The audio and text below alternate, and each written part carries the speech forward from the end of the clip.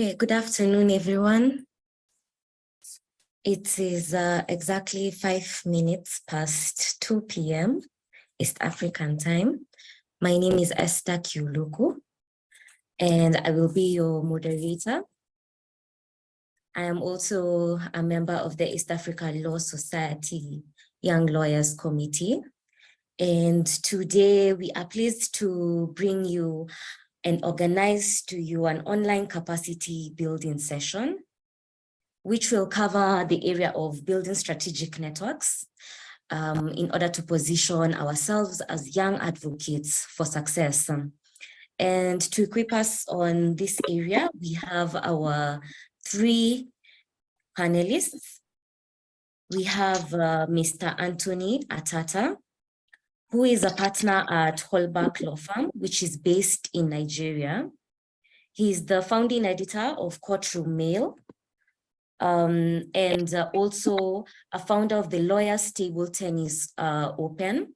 He serves in the board of the Natives Chief Cycling Club, as well as a co-chair of the International Bar Association, which is in the African Regional Forum. Mr. Anthony Atata will be taking us through the topic of the importance of networking as young advocates. Karibu sana, Mr. Anthony. Perhaps you can just say hello to the panel before I introduce our next panelist.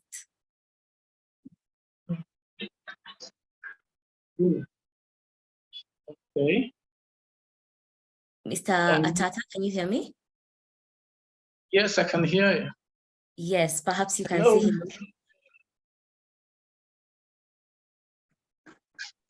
Hi. Hello. Thank you very much, Esther. I'm happy to be here. Welcome, Mr. Atata. Next on our panel, we have Faria Jama, and I am so happy that she's on this panel. This was my classmate in undergraduate. Faria Jama is a senior associate in Shaban Associates LLP, which is based in Kenya. She holds a master's degree in tax and customs administration from the Moi University. She's a global speaker in the TED Talk, and she's an alumni of AWE Program Women and has won awards of the Rising Star Women on the Boards Award, and as well as gained the Presidential Award under the title of Miss President. She's an author of 4 books in business, law, and financial literacy. We hope she shall inform us more on that. And she's also the founder of Holby and a lecturer at Kestra. Welcome, Ms. Faria Jama. Perhaps you can say hello to the webinar. Hello, my name is Faria Jama, and I'm glad that I'm on a panel with Esther, who's also my classmate. And I'm glad to be here, and I hope we can share information and knowledge to you. Thank you. Thank you, Faria. Our last panelist is Mr. Sunday Ndambungomba. I'm sorry if I'm butchering that name. He's the managing counsel of ABC Attorney, which is in Dar es Salaam. He guides the strategic direction of the ABC Attorney and heads the intellectual property, technology, and investments department. He's amongst other things of being an advocate of the High Court of Tanzania. He's a member of the Tanganyika Law Society, the East Africa Law Society, the Zanzibar Law Society, which is the governing council of the Zanzibar Law Society, and Intellectual Trademarks Association. He's also the chairman of the Intellectual Property Committee, East Africa Law Society, and the coordinator of the Continuous Legal Education Committee with the Zanzibar Law Society. He's also an arbitrator with the Tanzania Institute of Arbitrators, a registered arbitrator with the Ministry of Constitution and Legal Affairs, and a registered mediator with the Ministry of Compliance He is a local content and compliance consultant, a UK chartered trademark attorney, and an investments advisor for the opportunities in Tanzania and Zanzibar. He was recently appointed as the vice chairperson of the board committee of the policy, advocacy, and local content of the Tanzanian Private Sector Foundation. He was also recently recognized by WTR 1000 2023 as the recommended trademarks attorney in Tanzania. He has a law degree from the University of Iringa and a master's of law in international corporate and commercial law. Welcome, Mr. Sunday. If you could say hello to us before we kickstart off the online capacity building session.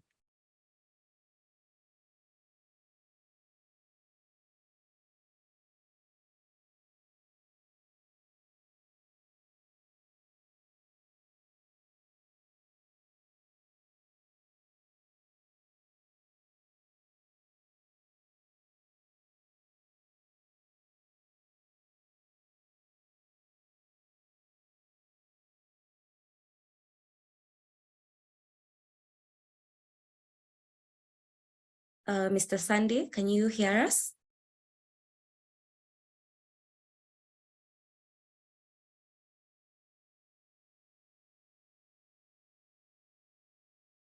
Okay, it appears as Mr. Sunday is fixing his network, we can kickstart off. Our first speaker will be Mr. Anthony Atata, who will take us on the introduction and why networking is important for us. And I would formally like to kickstart the capacity session. Mr. Tata, take it away. And thank you so much to all the participants. I can see we are 114 at the moment.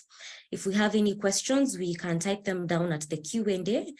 We'll have a Q&A at the end of the session where our panelists will engage us further. Karibu, Mr. Tata. Thank you very much, Esther. And I want to confirm that you can hear me. Can you hear me? Yes, we can hear you. We can hear you loud and clear. Fantastic, fantastic. The issue of networking in the profession is not something we have to take down to the basics to when we are talking to lawyers. It's something we already know. And somehow all of us have a vivid understanding of what network means, what network and creating a network and what networking actually means. But I know that we are here to elaborate on perhaps the definition, the challenges, and the types of networking and what we should be doing to help us in our career as lawyers. So basically, to come down, basically networking simply means professionally, when it comes to professional balance, it simply means I want to take advantage of you. I want to take advantage of knowing you. I want to take advantage of being close to you. I want to take advantage of your friendship.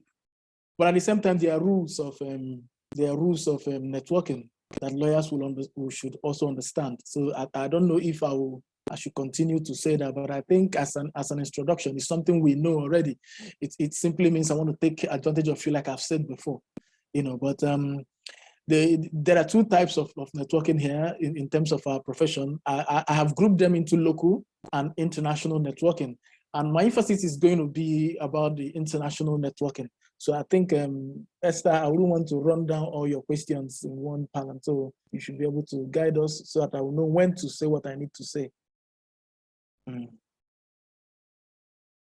Mr. Tata, you can take us through. We are more than glad for you to take us through that session. Yes. Okay. Yeah. That's fantastic. I want to go to my slide to get through what I have done on. Please hold on. Okay. Let me.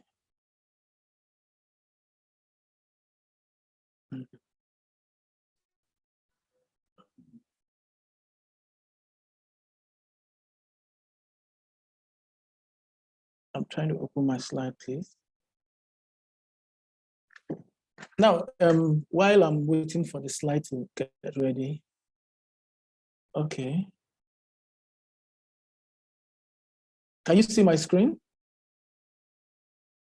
Yes, yes, we can. Okay, fantastic.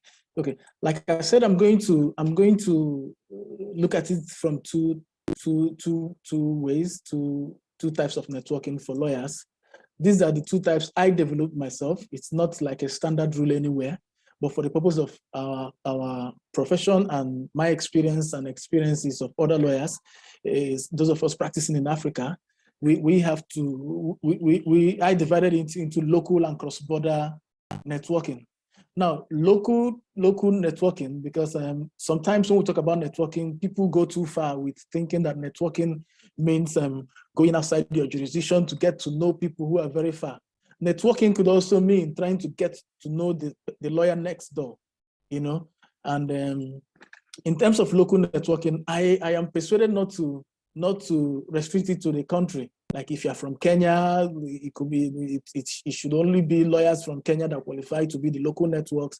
Africa is actually growing too big and it's becoming a one big family, especially for lawyers with the advent of some of these treaties that are trade treaties that are happening. So I'm going to use the local network, the country and Africa interchangeably because that's how I see it. But when it comes to cross-border, I'm talking about beyond the African continent.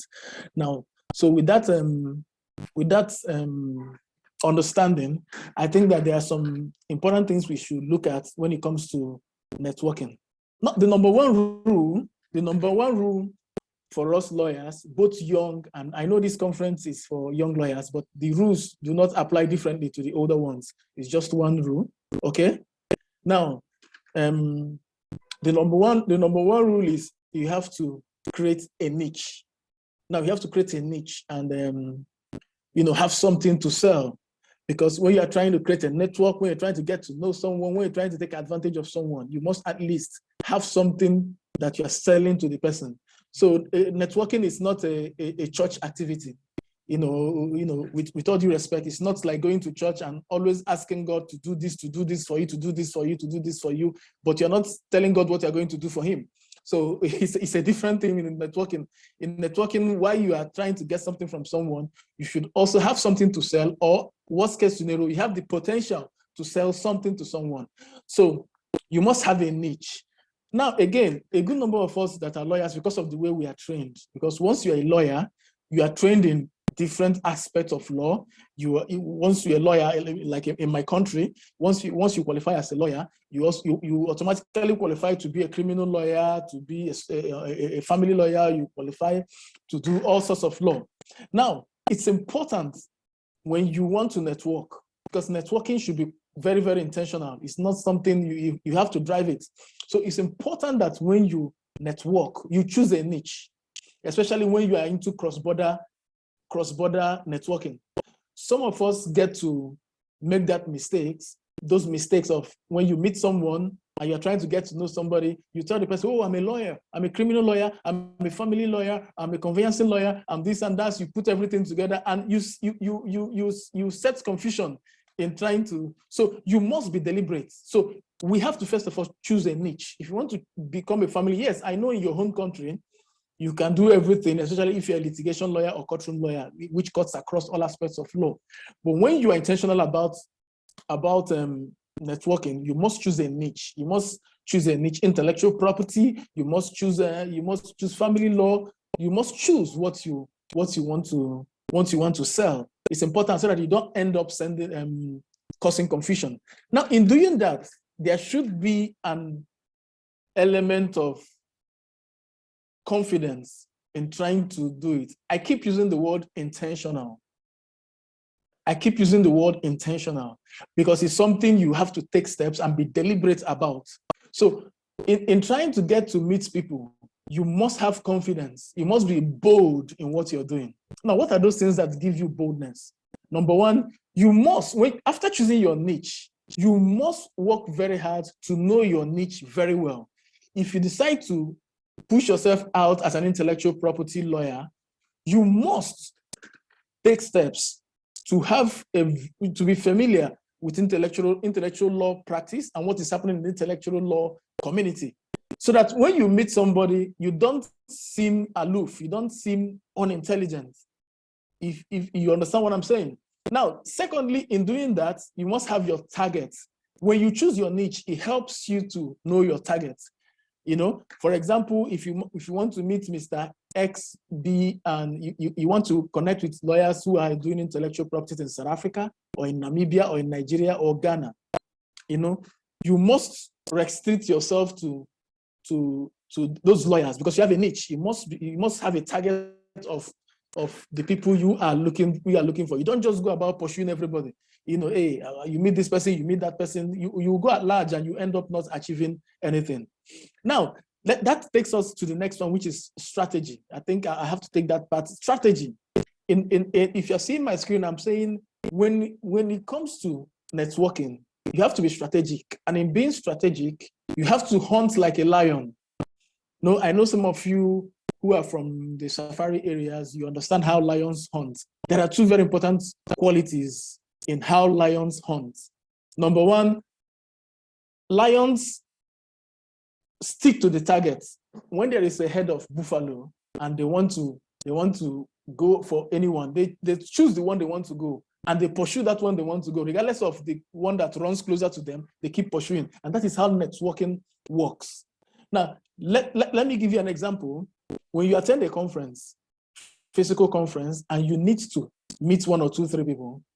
Now, because you have a niche, by the time you get to the conference, you already know who and who is coming and who is not coming. Now, if you might get there, you might see other important people, but these are people in different aspects of practice that you might not need immediately. You don't abandon them because you've seen some important people and start rushing to get acquainted with them when you are not selling what they intend to buy. So you have to be on point and stick to the people that are going to be useful to you. Now, the aspect of hunting as a group. Now, this is something I'm going to say in person. Because of the nature of the practice, which is almost the same thing in the continent and the way we are also raised, you see situations where people start their practice and they are sole practitioners. Now, there is nothing wrong with being a sole practitioner. But if you want to move ahead, if you really want to succeed, at least you should have some form of partnership, no matter how small it is. So when you hunt as a group, it makes you look more serious. Okay, we're an intellectual property law firm, we do family, we do all that. Now, the advantage of having a partnership is that it helps you protect all those areas you otherwise practice that you don't want to push out. For example, like I said before, most of us are trained to be litigation lawyers, family lawyer, human right, criminal law lawyers, and all that. But in networking, you don't push everything out. But once you have a partnership, you can choose your different niche, and everything still comes back to the firm. This one is so you hunt as a group, and you also stick to your targets. This is an important aspect of networking. Okay, so then you see, after getting to meet people, because in the next slide I will also explain some things that will help us have a further understanding of what I'm saying. There's also need to bond. Networking is not like a sprint. It's not like a 100 meters race. It's actually a marathon. It's something you keep doing, you keep running until it's not something you do. So there are different stages of networking. You get to meet someone, you get to introduce what you do and sell what you have. Then there's this aspect of bonding, because from the point you meet somebody, you will also need to convert that network to value. You need to convert it to value. Now, the process of converting from meeting to value is very important. It's just like any other business. You're trying to get a customer to buy something from the time you meet the customer to the time the customer pays for that service. However, when it comes to networking, it's about not just buying, but to keep buying. So what do? There's also need for you to create some form of bond while you're doing it, because people need to also trust you to deal with you. They need to also trust you in your professional capacity. They need to trust you in your personal capacity. I don't know if I'm making any sense. Esther, if you're understanding what I'm saying. Yes, I am. I believe Beautiful. we are right on board with you. Fantastic, fantastic. I made the slides very short because I know we are 4 speakers and we have less than 2 hours. So I would also need the other people to so I'm not, I'll soon finish. Now, when it comes to networking, it's not a child's play. It is intentional, like I have said. So you also need to invest in networking. You need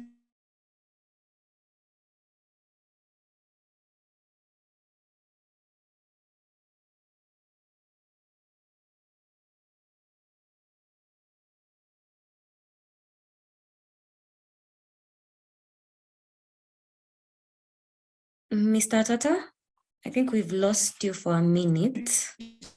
to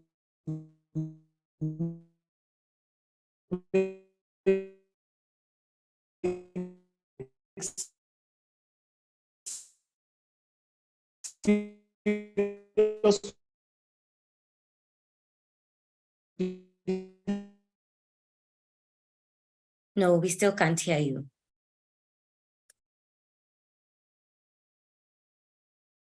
Okay, it appears we've lost Mr. Tata.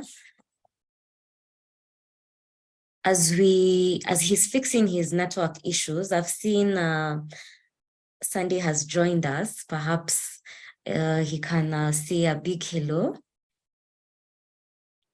Hello, Esther. Apologies for that. I had network issues, so I had to sort of like step out and find a better network. But I hope you can hear me now and you can see me clearly. Beautiful, beautiful. Yes, yes, I'm happy to be welcome. here. I'm excited to be here, and I hope for very engaging discussions. And I know we have very able panelists, so good. Yes, Anthony is back. So Yeah, over to you, Esther. good stuff, good stuff. Mr. Tata, oh, I'm sorry. you have you back. I'm so sorry. I lost them. I lost the whole thing. So I don't No know if problem. I don't know if my screen is still there. No, your screen is not there. Please take us back Okay. and take it away. Okay. Can you see it now? Yes. Can you see it? So Yes. I have divided it into 2, the formal investment in networking and the informal one. Now, the formal investment is the one we all know as lawyers, and that is attending conferences where we meet people. You know, that's where we can see the disadvantage of all this digital and tech intrusion. You know, it has come with a lot of advantages, but you know, with this kind of remote conferences and seminars, we hardly get to interact. We hardly get to interact physically. Now, the conferences, those are the formal ones we know. We get to conferences, we get to meet people. And I tell lawyers personally, and of course, a good number of us know, it's not something you tell lawyers, that when you attend conferences, we do not necessarily go to conferences to listen to, you know, the basic things we all know, like if it's an intellectual property conference, we start talking about introduction to intellectual property, aviation law, Africa and democracy, and all that. Of course, those are things we can read up. So, but the whole reason behind it is to bring lawyers together, where we try to get to know ourselves. However, there are a lot of there are disadvantages in those kind of formal conferences, because you don't get to know people most times in formal situations. You know, I have discovered that you get to know people when they have lowered their guards. Now, but you can also, if you look at the next one where I wrote informal conferences, you can see that informal investments, you can see that I also wrote down conferences in informal conferences. So how can conferences be informal? Now that is the question. How can conferences be informal? There are two sides or 2 parts of conferences most times. There is the very formal one where we go to the halls, we get to the sessions, we talk and do all that. Now, there are also the ones where we have parties and cocktails. And, you know, we drink, we talk, we joke. And that part that is informal is the one I hold so dear, because that is where you meet people when they are no longer wearing their ties, when they are wearing their jean and t-shirt, and you can talk to them and you get things done and you can connect with them at that time. So that is the aspect of, that is why I included it in the informal investment. So we have to be, again, I repeat, we have to be intentional about doing this. So when people are less, serious, you're more likely to engage them. You're more likely to build friendship at that time. So attending conferences should be seen as an investment, not just going to hear the speakers talk, but you get to meet people. Now, there are two ways you can take advantage of conferences to network. Two ways. Now, there is pre-conference situations, like when there is publicity on a conference and you look at the speakers and you see that some of the speakers fit the niche you are promoting. There is nothing wrong. That's where confidence comes in. There's nothing wrong in sending a mail if it's an international conference. Sending a mail to Mr. John, sending a mail to Esther. Hey, Esther, I see that you're a speaker in this conference. When you come, I wouldn't mind having coffee with you so that we can talk. I'm interested in sports law. I'm interested in international law. I'm interested in this. We can have a drink when you come. You can do that to people you expect to see in conferences. That's taking steps before the conferences, so that when they come, somewhere on the sidelines, you can sit down, have a drink, exchange pleasantries with some people and connect. It's a very important thing to do when you want to network. Okay. Can I continue? Yes, Esther? please continue. Yes, participants, I'll urge you to mute your microphones as Mr. Okay. Tata is talking. Yes. Yeah. Another form of informal investment is sports and recreation. Yeah, some of you, I know what you read about me. You got it from my LinkedIn. I promote sports, and I've seen the power of sports in creating friendship and in creating, in building networks. When you see lawyers register to belong as members of a sporting group, tennis group, golf associations, and stuff like that, it's not because some of them. I can tell you that half of the associations you see, half of the sports associations, more than less have actually played those sports, but they get there they go there and register for the purpose of meeting a certain class of people or a certain group of people. So it is also an investment we need to make as lawyers, those informal investments, because people are likely to talk to you. People are likely to listen to you when it is informal, when they are not in the office, when they're not forming boss or behaving like the boss or something. But when you meet them in sporting association where you're playing tennis, you're more likely to sell your niche, and they're more likely to listen to you while you're selling the niche. So lawyers should consider, especially the young ones, you don't need to be very rich to do that, but see it as an investment in joining those kind of associations where you can meet people and sell your niche. Okay. Now, there are other social activities we also participate. Other social activities could be maybe the activities of maybe Law Society of Kenya, or international associations, or maybe government functions, or corporate functions by corporate organizations. When you are invited, make sure you attend. As lawyers, we are trained to dress up and show up, regardless of whatever we are going through or whatever is happening in our life. So we should learn to dress up and show up. In all those activities, government activities, even social activities like wedding, social activities like birthday. If you have the time, try to go because it gives you opportunity to engage with people. And don't underrate any place, because you can meet anybody, anywhere. And you have to be intentional about selling your niche. You have to be intentional about starting a conversation. Now, let me also advise something. There's something a lot of us do when we go for conferences. When you go to conferences and you meet someone, because some of us, when we go for conferences, we print our complimentary cards, our call cards, as many as possible. And as soon as we say hi to someone and we introduce ourselves, we give out our cards and we proceed to the next person. Hey, we are not organizing a crusade. You're not organizing a crusade. You're not sharing flyer. It's not an event that you are distributing your card as if you're distributing a flyer. No, you don't do that. Now, there's a procedure. Once you meet someone, you talk to the person. It's crazy. You talk to the person. Once you talk to the person, you try to engage the person, because there will be a period of follow-up. Now, because at the time of follow-up, you send a mail, you need to refer the person to the conversation you had. But if it was mere introduction, Hey, my name is Anthony. Your name is Esther. Oh, Esther, how are you? Okay, I'm a Nigerian. You're from Uganda or you're from Kenya. Okay, that's fine. This is my card. 1,001 other people are going to give Esther their cards. And sometimes what happens is that when you get home, you go home from conferences with a number of cards, but you can't place a face to anyone. It becomes a problem. But how do you avoid that? Once you meet Esther and you try to engage Esther, because you have a niche and you have a strategy. Perhaps before you meet Esther, you have known Esther. You've made reference to an article Esther wrote before now. You've made reference to where she has spoken before. That will connect both of you. So by the time you get home, you travel back to your country and you want to continue with the relationship, you say, Esther, my name is Anthony. Yes, it was nice talking about the article you wrote on Wall Street Journal. It was right. It was nice. Now, and that you begin to have bonding. That is how it works. So even if you do it with 3-4 people, it's better than going to a conference to distribute your card to 100 people who will not recognize you, who will never recognize you even when you send a mail. They will find it, they will struggle to know who is sending that mail. So we have to be very strategic. So if you meet 2, 3, 4, 5 people and you engage them and you build a short relationship with them, a relationship that is good enough to make them remember you when you put up a call or when you send a mail, that is fantastic. It's very fantastic rather than doing all the stuff like that.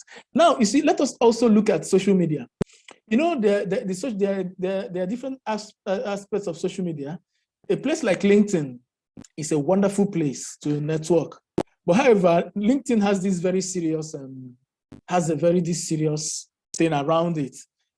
Yes, you can do a lot, but I've noticed, like I've said severally here, that a lot of people are more likely to get close to you when it's a little bit less formal. So try to explore places like Facebook or even Twitter. And when somebody seems to fit your niche, do not hesitate to send a mail or send a chat or send a DM, direct message, but not just leaving direct message and saying, hi, Esther, how are you doing? You should take it further. Hi, Esther, how are you doing? I have seen that you are interested in sports law. I've seen what you have done. Wow, it would be very nice to connect with you. And I can tell you that will come faster than any serious arrangement.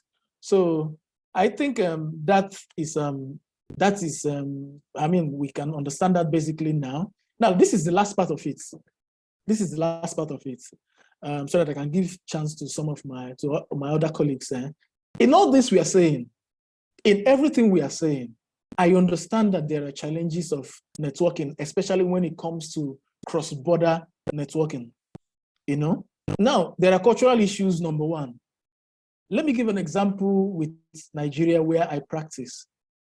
Now, if you are trying to reach out to a very senior lawyer who is perhaps a senior advocate of Nigeria, and you are trying to address such a person, and you don't use the proper title, the person is very much likely to ignore you.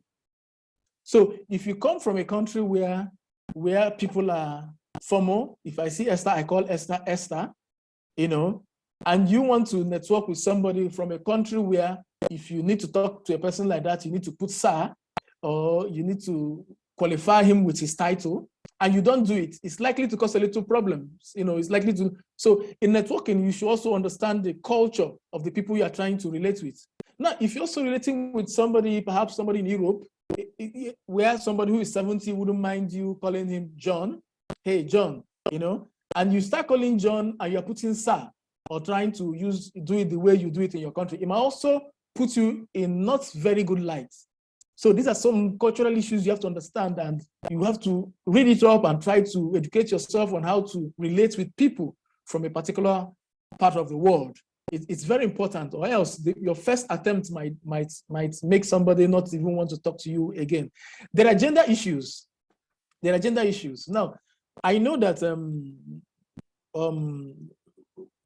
women it might be difficult for women to network, because sometimes this aspect of networking, especially when it comes to social networking, can entail a lot of things. And for example, if you are doing some form of social networking where you are going for an activity that can take you till 1 a.m. and you need to talk business that lasts till 1 a.m. and places where you need to go to hotels and sometimes hotel rooms to meet somebody to talk business, it might not go down because of the culture we have and the limitations of being a woman. It might not go down with you. It might cause a little bit of challenge, especially for women. And in some cases, depending on the circumstances, can also be a challenge for men. So that is why I say that when it comes to being strategic, you have to hunt as a pack. Now, when you have a good partnership where there is diversity and inclusion, where you have male and female in the partnership, when you have such challenges, you can use whoever is suitable for that purpose to achieve what you want to achieve. But the long and short of it is that we should all know that networking is an integral part of our practice. It is something we have to be intentional. Any day we wake up, we must be intentional about getting to know people. We have to be intentional about taking advantage of people we know. We have to be intentional about letting other people also take advantage of us. In that way, we exchange values seamlessly. Thank you very much. Thank you, Mr. Tata. Thank you so much for those insightful words and wisdom. I think the take home there is being intentional. I'm seeing we are streaming in. The participants are still streaming in. Let's at the chat section introduce ourselves. Tell us where you're coming from. Tell us where you're joining from. Our next panelist is Miss Jama, and Miss Jama will take us, will speak to us because she has a very diverse bio. She'll speak to us on the practical tips of successfully and strategically networking in order to achieve successful results. Welcome, Miss Jama. Thank you so much. I'm so glad that Anthony had to go before me because he has poured some wisdom. I'll take a different approach to this, and let me just share my screen as well.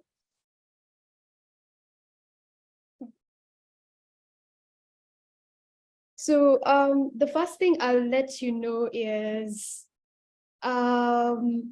being who I am and why I am like this, because it creates path for the young upcoming lawyers. And I know I took a different strategic path, and one of the strategies and ideas I'm going to give you is how do you become strategic as a young lawyer when you're finding a system that has been there for a while, and in that system you need to be a certain senior for you to grow into a certain space. So it becomes a challenge to disrupt. So what I did for myself is I disrupted what used to be there and created a diverse way of building a brand.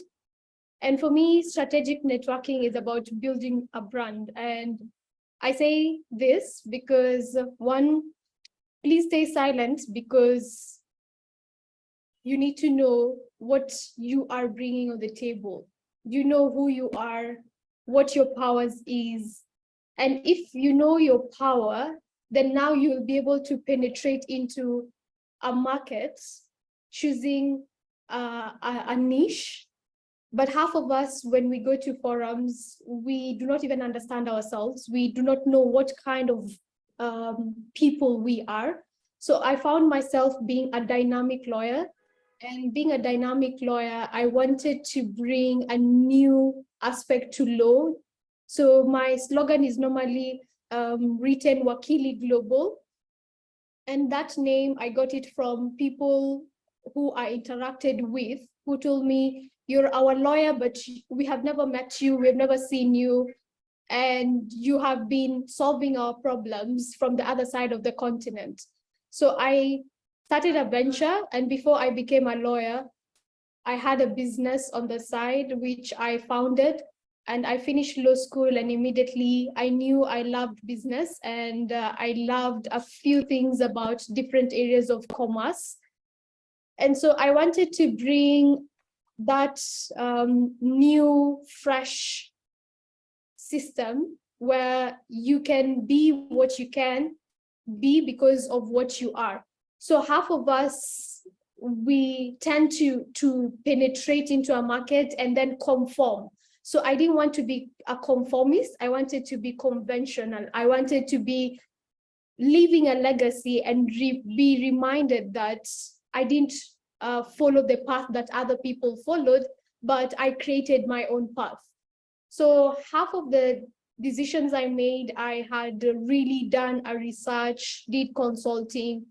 And so I went on a spree to ask people who have been there before us, what did they do? And what is one of the mistakes that they wouldn't want to repeat? Or if I used to ask them, if you are young, what would you have changed about the strategies you did for you to get to where you are? So my first mission was to find out who has been in this space, legal space, what did they do, and what is the difference in how they practice and how we practice. So in this panel, I am the youngest lawyer, and being a young lawyer means I had to work 10 times harder compared to a senior who has 10 years of experience, or maybe has been in this space for 20 years. So it means I had invested so much in a strategy, and this strategy has worked out. And that's why you tend to find that my brand grew, and now you find that it created opportunities for me. So I'll tell you the strategies of what worked out through my own journey. And that's why I start with my journey and my story. So my journey and my story, I want you to think of examples of why are you the way you are? Like, why are you the way you are? So first, I found myself to be a special child when I was growing up. And being a special child means that I tend to do things that were not the normal, like whatever normal routine people would like to do. I used to be the child that would go the opposite side. And with that, it created a different value to who I was bringing on table. So when I finished law school, I wanted to understand if today I wanted to be a global recognized lawyer, what will I want to be remembered for? What will you want to be remembered for? And I like the way Anthony mentioned, half of us, when we're going for networking, we want to be given, we want to receive, we want to be on the other side of what can I get from this person. And every meeting you go to, every event, every conference you go to, you're always thinking how you can make friendship to only benefit yourself. But you come to realize that networking is a currency of generosity. Networking is a currency of generosity. You need to give. You need to be the helper in the room. You need to be the generous person. And generosity is a character you cannot fake. You cannot say today, I just want to be giving people. If it's not in you, then now you cannot bring it out of you. So it means part of networking to build yourself to success means working on you and working on yourself and improving your own character. What do you want to be remembered for?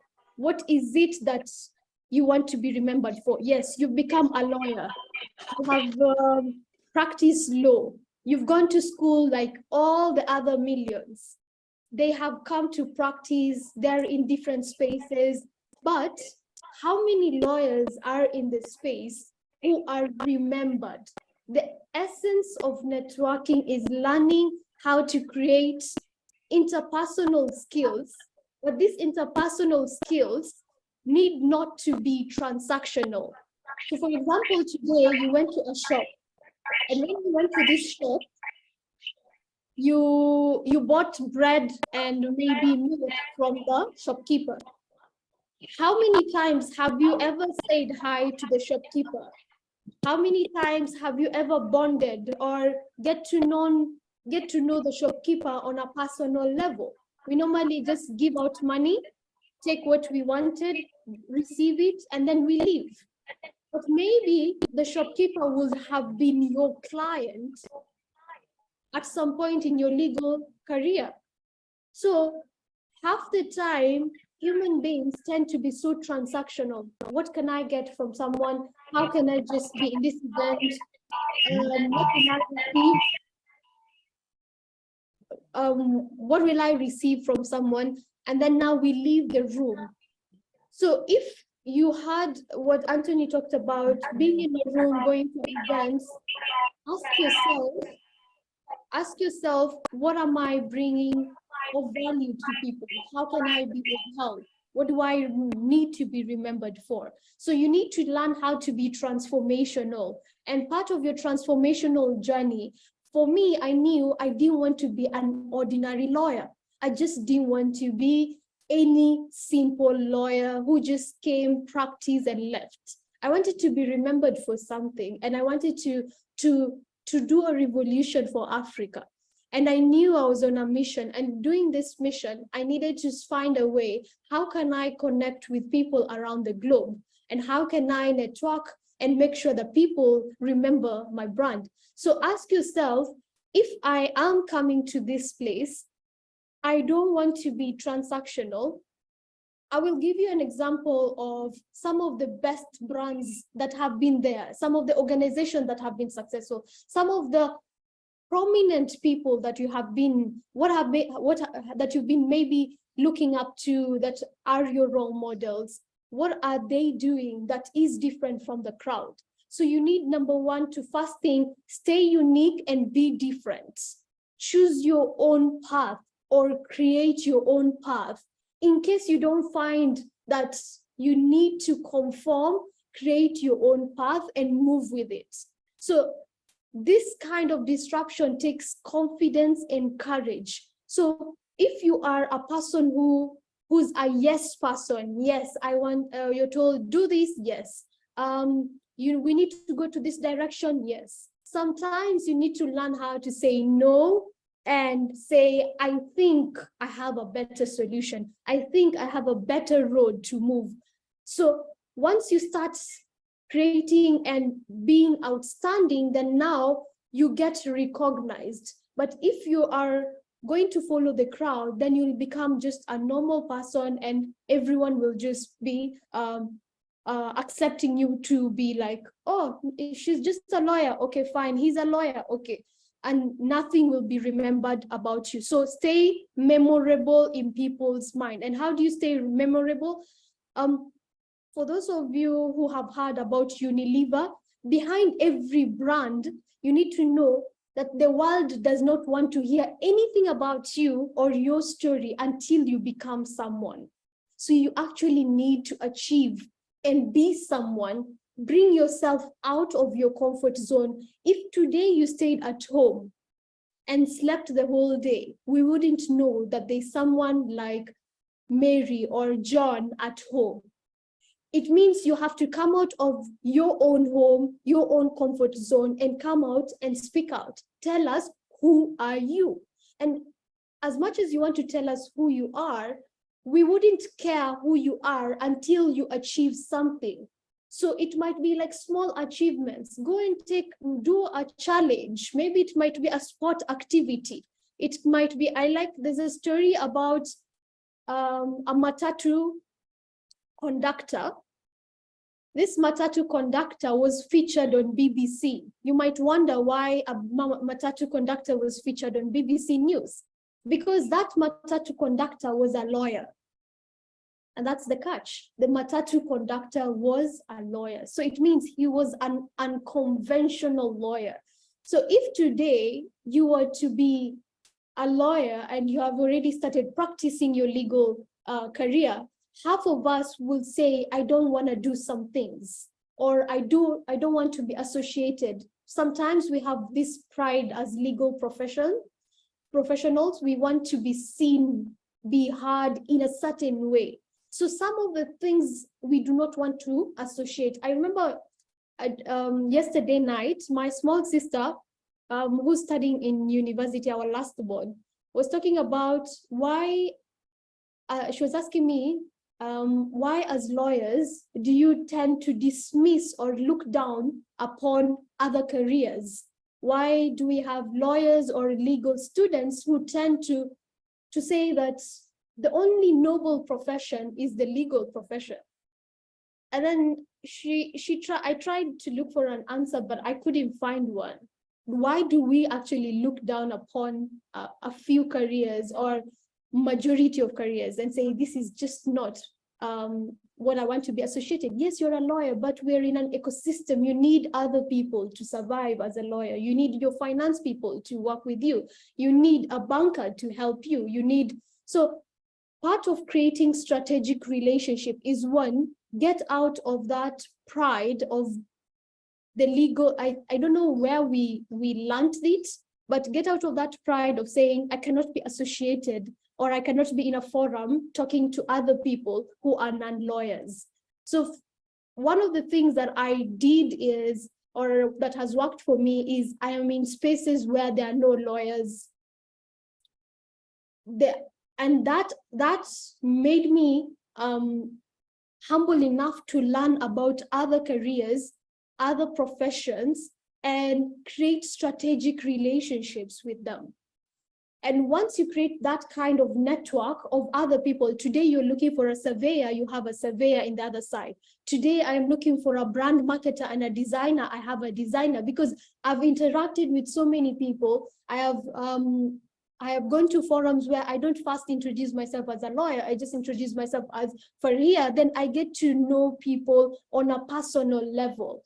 Because once you do that, you actually break these barriers of not interacting with the people that actually might be your clients or might end up building you to the next level, might connect you to the next platform, might invite you to the next forum. So behind building a brand is understanding that the world does not revolve around you. The world revolves around others. So part of creating networks is learning interpersonal skills and people skills. And improving that, you need to learn how to be updated of what is happening in the other side of the world. So when you interact with other people who are not in your profession, then you get to get things from their other view. And now you see opportunities, and now you can know when to strike, when to build a relationship, when to connect with someone, and how to build to the next level. So I was telling you about the BBC guy, the lawyer who was doing who was a conductor. So he used to go to the matatu. So it was his side hustle. So why he got why he got featured and got into this platform is because he did the extraordinary. I want you to just go watch that video and see what he did, because part of him being a conductor in the evening and being a lawyer in the morning put him into a good relationship with a lot of people, and he gets to be doing what he's passionate about, but also building other income streams and growing networks. So why I am referring to that specific example is, what value do you have apart from being a lawyer? We are in the 21st century. And in the 21st century, you need to learn that the legal space is actually changing. What we used to do and practice, and the seniors who are in the profession will tell you how we used to practice back then is changing. And half of this is because now the lawyers are still needed, but are needed with other value additions. So you need to make sure you have something more valuable than just being a lawyer. And you need to be successful in other things so you can also penetrate and show how your legal skills can add value to other people's projects or any conference or any meetings. So meanwhile, but when you're building a network, part of people hearing your story is how you tell your story. So you need to start telling and writing down your story. We don't know you in person until you tell the world who you are, we will never hear about you, we will never know you. So part of people building or strategic networking is understanding yourself to sell yourself. We are in a stage in life where we are selling ourselves. The way you sell a product, the way you sell a service, people don't hire you because you are the best lawyer. People hire you because you are who you are. So the senior lawyer, the senior legal professionals, they have built themselves to where they are because one, we have so many other lawyers. Why would a client come to you specifically? Is because they have a specific relationship or they are attracted to you. So when you are trying to attract people to you, you need to be a people magnet. And that people magnet is starting by telling your story before you reach your breakthrough. So your brand becomes how we feel about you. Whenever we're talking about your brand and who you are, we're getting to know you on a personal level. And that gut feeling, if I'm hanging around you and I trust you, I feel like this person can handle my work, or this person can solve my problems. That gut feeling about you is what makes us be assured that we want to work with you. So what do people say about you when you leave rooms? Once you walk out, when you are in places that are, that you have been invited to, or sometimes you're not even in the room, how do people talk about you and how do people feel about you is what builds your brand. And that's how you attract people to you. And so building your brand also helps you build your network. And that takes time, but you need to be strategic. The way Anthony said, today, what I used to do and I still do today, every single day, I say, I want to only meet 5 people and quality 5 people, not just anyone and everyone. I just want to know someone new. I just want to say hi to someone. It can be anyone, and you need to be humble. It can be even the janitor in the office. It can be the neighbor, the next door neighbor, maybe who's the auditor. It can be anyone. It can just be anyone who you met on the streets. Maybe you were just boarding a car, and when you were boarding the car, there was someone sitting next to you. You never know who's actually sitting next to you. So it's good to just say, hi, how are you? And sometimes just get to know them and have something that can remind you about them. Today, we are in an era that cards are not, everything. People have cards. I have like maybe 100+ cards, but I never check that. I never look for them. I get to know people. I just ask them three things: who they are, what's important for them, why are they in that meeting, and then I pick one thing that I can remember, or I put their face to the name. So if I remember something, I remember the place where they were, what they were doing, and what they liked. Then now I'll be able to remember, oh yeah, I met you at this event, and I remember I met you doing this thing. So that's the only way I can remember them. So sometimes when you grow in your networks, you tend to forget people, but then I've tried not to forget everyone, but just make sure that you have specific people that you can remember through different venues and different spaces, and then just have one story that they told you that reminds you of them. So you might be in this forum and you might remember me for a story that I said or a conversation that I told you. So tend to talk to people about other things and break that awkwardness at the initial stages. So how do you become just more than just a lawyer? Remember, you never get a second chance to make a first impression. So the first time you walk in a room, make the first impression. Your first impression might be how you dressed, how you spoke, what you said, how you interacted, your kindness. Maybe you're the helper in the room. You are helping people find a seat, and it's not your job. You are not the event organizer, But because you were humble enough to even usher people in the room, people are like, hiya, we are shocked. That was the lawyer. And he was ushering people. Then that guy is humble. Then I want to know him more. So ask yourself, what is your first impression? And I'll tell you how this works out for me. For every forum that I go to, I learned that one of my strong skills was public speaking. So the first thing, I will ask a question, and people will remember, oh, you're the lady who asked a question in the room. You're the lady who was attentive. For the person who's speaking in the room, they appreciate, because they're like, some of the people in rooms forget to appreciate the trainer or give a vote of thanks. Maybe if you're going to church, you might be that day, you can just read a verse or talk in a forum. So those small things, they make a first impression, and then people tend to remember you for that.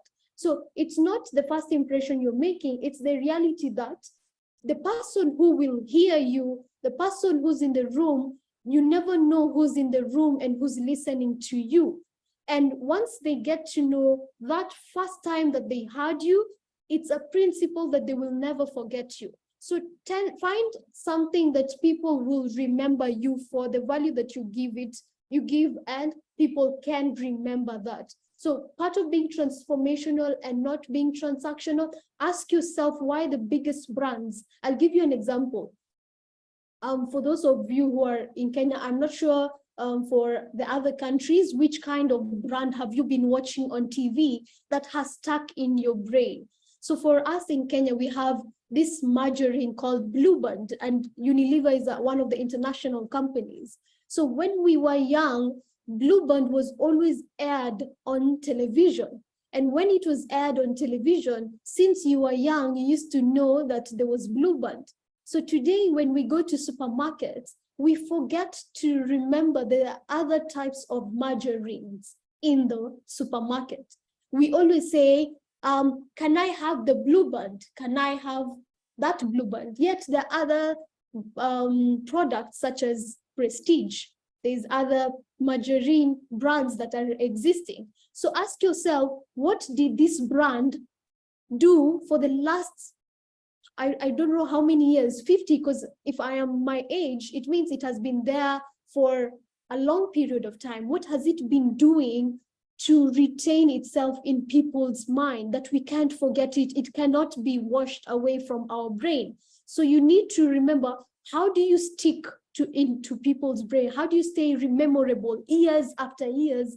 People want to still work with you. People want to still go and function to any function and want you to be on the panel or want you to be in a forum. Why will people want to hear about you? So ask yourself, what is it that people will remember me for? So whenever you are out there, you need to be just more than your logo, your website, your blogs, your articles. We need to know you on a personal level. We need to connect with you. Your brand needs to add some spirit to us, the way we feel about you. Maybe you're the inspirational person. So maybe you're the joker in the room. You're always entertaining people and making people laugh. Maybe ask 5 people, your friends, your families, what do you like about me? What do you think I am good at? They'll tell you, you're always making us laugh. For you, we always like to be associated with you because you're always inspiring us to go to the next level. Or for you, you're just the entertainer in the room. You're always finding ways to, make us have fun. So ask yourself, what about my spirit or about my soul that do people want to associate with? And you'll find so many people will tell you, we like this about you. Be keen on what people tell you, then tap and leverage on it. Be strategic to always keep that fire burning, because the more you keep people laughing, find a new joke, and always every meeting just be the joker. Not that all lawyers have to be serious every time, then you will be remembered for that. So find that niche for you. It doesn't have to be your legal niche. It doesn't have to be your expertise. It has to be something that we want to be connected. Maybe you're the trustworthy person in the room, so people always give their accounts to you. We want you to handle this. It means now every time there's a role associated with accounts, we always give the trustworthy person in the room. Or maybe there's a job, that a legal work that has come and we want to go to a place. Because you're a social butterfly, we tend to give you the job that is related to you going out there and making relationships with people. So ask yourself, apart from the legal profession, who am I as a person and what makes me unique? Don't be a robot, don't be automated, generic, computer kind of person that you're always quiet. I know introverts will always excuse themselves in the room, but trust me, if you're going to be a lawyer, a business person, and you're an introvert, you need to get out of your comfort zone. Not in a bad way, but you need to learn how to also interact with people. Don't say that, oh, the extroverts are the ones who can interact with people. So that's what you need to remember, and that's how you need to stand out in everything that you do. So every time you're coming out, make sure your brand is a promise. Remember, to attract people to yourself, you need to make sure that your brand is a promise, and a promise that is well kept. If you said you're going to show up, please show up. If you said I'm going to be there at 2 p.m., be there at 2 p.m. Part of you keeping your word also builds your networks. So imagine if there was a forum or a conference and you were the early bird who attended the event way early, it gives you a chance, a head start in life, because now it gives you a chance to interact with people before the event starts, network more, get to find out where the room is, and you get to know more people. So try those small things really matter. If you're the one who comes early, if you're the one who's always maybe closing the office door, all those things tend to put you in a position where people want to interact with you. And it might look so small and so, weird, but part of interpersonal skills is asking yourself, what kind of relationship have I built? What will people remember me if I left this law firm, if I left this room? What will these people remember me for? So I know in the law firm that I work, there's something unique that they will always remember me for. Or there's something that they know that every time you need to do this, because personally, like in our law firm, I'm the tax expert and I'm always trusted with anything to do with finance. So every time there's any financial aspect, lawyers hate, sometimes they say lawyers hate maths. And so anything that has to do with calculation, maths and all that, they were like, take it to Faria, she will do that. And or if this is an issue with finance, go and find out from her. So part of that also builds networks for you. It builds a successful pathway for you, because every opportunity will always knock your door. So part of building strategic network is also understanding preparation. Success is preparation meeting opportunities. The same way you want to build yourself, you need to always be prepared. You need to always have everything of yours ready. Be the first one to research, be the first one to go out of their way, go the extra mile. Don't be that person who always leaves the office by 5 p.m. How do you get to interact with people? Yeah, so you need to always be, at least, I'm not saying that you have to be always at the office till 10 p.m. or, I'm just saying that sometimes opportunities and networking sessions are normally later in the evening or maybe after work. So you need to know, you need to be there. You need to be visible. So there's a principle that says visibility creates credibility, and then credibility makes you profitable. So visibility creates credibility, credibility leads to profitability. So every time you become more visible, you're always seen, you're always available, you're always on your social media making posts, comments, the more visible you become, the more you become credible. So someone on social media will be like, I know you from somewhere, I've met you, but literally they've not met you. It's just that you're always posting something on social media that they are aware of, and it has stuck in their mind, and they know your name. And once you become credible, then now you start finding profitable ventures or opportunities coming your way. So someone will call you, I know you from LinkedIn, I think there's an event that is happening, would you like to attend? I've seen your profile, I've seen your work, can you come for this project, or can you do this for us? So that's what I have for you for today. I know I will talk a lot. Let me give a chance to the other speakers. You can ask me questions after this. Over to you, Esther. Thank you. Thank you so much, Faria, for that remarkable presentation. I know the take home, we have a lot of take homes from what you've told us, but I know the key take home is that networking, the currency of generosity is networking. Thank you for that. Our next presenter is Mr. Dambo Koba. And I know you'll be taking us through how we can use these networks that have been discussed to achieve success as young advocates.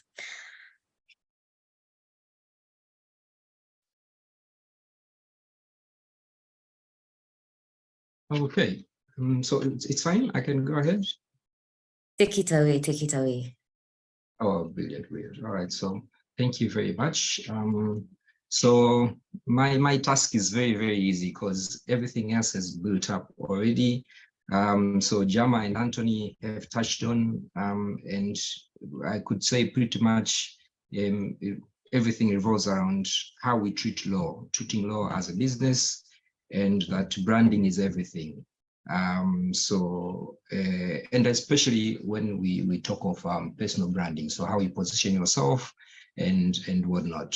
So by that, I think I will jump straight in. So for me, I will touch on how lawyers can use the networks built to achieve success. Meaning after what Jama has said, after what Anthony has said, now we're taking it to the next level. So what do you do? I will skip the intros because that has been said in already. So I know we didn't touch on this, but I think it's important people should know that when we speak of networking, what does it mean? It means it's a process of meeting, and that means you meet and talk to people so that you can get information that can help you. But now we'll come and discuss over how is that going to help you. I know that my colleagues have talked about why do we network, especially for us as lawyers.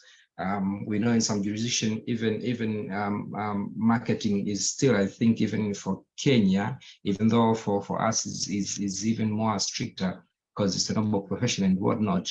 But there have been misconceptions of how should a lawyer present themselves? How do we get our clients that we are limited to marketing? So this is one of those ways that you can do marketing, but without doing marketing. So I feel like for us, when we are networking is very important because it allows you to be able to meet people, get referrals, and it's the only way that would make it easier as a lawyer to remain within your professional capacity, but yet be able to embrace the noble profession that we have. So I know my colleagues have also touched on the types of networking, but I felt like we should elaborate more. So like now everything has changed. I know Anthony has spoken over Facebook, and that is something that most people would, especially lawyers, would ignore. But there's a large number of people that are on Facebook. There is a number of people that are on Instagram, and now we have Threads, which is new. But that's also another way of networking, apart from going to events, apart from the natural way of interacting with people. And you know, Facebook is for family and friends. Yes, LinkedIn is for business contacts, and Twitter, yes, is for public threads now is changing that narrative. Everything is changing, as what Jama was saying, as we go on.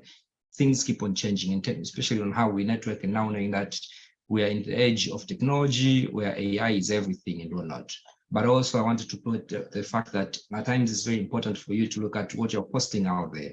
Like if you look at your Facebook profile, what are you putting there? That narrows down to how people would view you. So putting an image that caters to someone who is professional, someone who has taken a very professional image of yourself, it cuts across not just on Facebook, on Instagram, even your WhatsApp profile. What do you put on your WhatsApp profile? At times, you know, times have changed now. You could even interact with clients using your WhatsApp. So what do they see when they look at your WhatsApp profile picture? So that matters a lot. And also when they go and look for you online, what do they see? What kind of profile you have? Like you can see that I'm giving an example. When they go to LinkedIn, what do they see? When you go to Instagram, what do they see? Does it resonate? What are you posting? Are you posting about yourself? So is your profile something that someone would say, I've seen it somewhere, like what Jama was saying, and they would remember that I know this guy from somewhere, but where? They wouldn't know, but it will link up somewhere in their brain that they've seen this guy somewhere. So that matters a lot. And then they would attach that to your face, and then the rest is easy. Now, when we go for networking, I think it's also important to be very keen on what you are doing. So yes, you can go with a friend, I mean, but it doesn't mean that you have to be with that friend, because now that will not mean you being networking. Meet other people, go with a friend, just meet other people, ask questions. What do they do? And like what Gemma was saying, don't talk about yourself. Talk about what others are interested into. So when you don't ask for directions, you don't for interaction, I mean, you don't sell yourself, but you're offering. What are you offering? How can I connect you, let's say, to someone else? I was asked you about you. Let's say, hey, my name is so and so, I'm coming from ABC Attorneys, I do corporate and commercial. So what do we do? I say I'm a manager, I'm a bank manager. Or something. Oh, you're a bank manager. Oh, this company. I have a client who was looking to open a company or something of that sort, and they want to open an account. I'll refer them to you. That way you connect. So you didn't ask them for the business card or not, but eventually it will have come because you've given the connection, and they will always look out for you. So I believe that is very important when you're doing that. So now you have done that bit, you have connected, you have met someone, and now the part that is most interesting, of which I believe is also very crucial, of which most will forget, is now how can we use the networks that we have built to achieve success? So what do we need to do? The first thing I believe is to network record keeping, of which not most people are very keen on. Like, when you have met someone, so have like an Excel sheet, have a Word document where you keep all your details, because it's important. Someday you'll come back to, and then it gives you that narrative, and easy for you now to pinpoint who do I want to talk to, who do I have the right information or not. So where do they come from? What content do you talk about? What do you think is your plan? Because I believe when you're networking, you shouldn't end there. It should be like you're planning. I'm going to this event. It's about this. I want to go there and meet who is going to be there. Why am I going to meet them? And once I've met them, what will happen? So that is very important, of which most we just go, I just going to go to this meeting, I just want to go to this conference, but you just want to go and learn. But then after learning, how do you transform? How do you convert those leads into clients? How do you make your business card or your conversation do for you? So I feel that is very important. Do your follow-up. Send an email. That is one. Once you have done your email, go to LinkedIn. That is where most professionals are. And that is where they would consider you as someone, and they could actually link your profile to the person I spoke to yesterday. So once you send an email, go to LinkedIn, follow them. But then the most important thing of which people forget is look at what they are posting, like them, share if you can. Post your article on LinkedIn and follow up. If someone said you talk to someone you met and you're like, I'll connect you to a client, follow up through and see if they still need that assistance, and you can help them with that. So they keep tabs on you, and they'll remember you next time you want to or they look for a lawyer or something of that sort, or they require that service. So have a follow-up email. Like this is the template you'll have. Let's say you have met a person at a networking event. Very simple. It was great meeting you. I had a great time chatting with you, blah, blah, blah, or not talked about the profile. And then you can pretty much touch on the response, because now you have a business card, and relate that to what you spoke about, and then bring in what you can talk more, so that you want to talk more, and then you have to create an opportunity where you can meet them again. And meeting them again, it doesn't mean it has to be like a conventional place like you met at the conference or the office.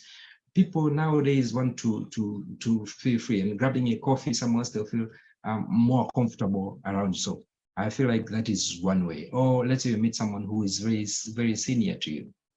So the way you write it is also different. Like, show that you're impressed by what they did. Probably they did a presentation on that day.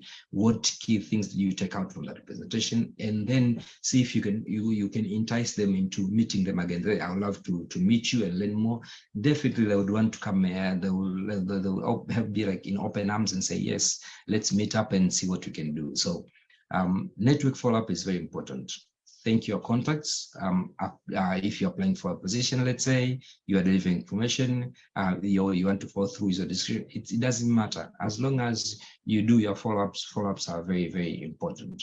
So let's say you went also to an event that was organized. Let's say for us, we do normally organize events every year for a symposium on technology and tech innovation, and looking at how lawyers now can influence the regulatory part of the innovation space in fintech and whatnot. So after that, you have attendees who have come and they got into interactions with people. They will try to like, hey, I attended your event, it was nice, thank you. And I kid you not, I'll definitely remember that person because they wrote to us. So I feel like that's very important. And if there's an event that will come in the future and is part of network, I will definitely refer you or invite you or let you know that there's something that is coming, because now I have your email address, you're in my contact list, but then I know that you're interested in what you do. So that is very important. Build your network. Consider what you can offer to your contacts. Keep your contacts informed about the events, opportunities, anything that is you feel like it's growing you, but it can touch their professionalism or the things you want to do to them. It doesn't have to be let's say a lawyer. It doesn't have to be a business person. It could be anyone you have met, because networking, you never know who you could turn into a client. It could be someone you met at a coffee shop, someone you met at a birthday party. It doesn't matter, as long as you're doing networking and you meet people and you talk to people of similar interests. So that is for me. Let's keep on networking, and I hand over to you, Esther. Thank you so much, Sandy, for the insightful knowledge that you have given us. Just before you finish your presentation, perhaps you can give us any practical. You can give us a practical scenario where you successfully networked, especially when you were in your young days as an advocate. Oh, thank you very much. So I'm still young, by the way.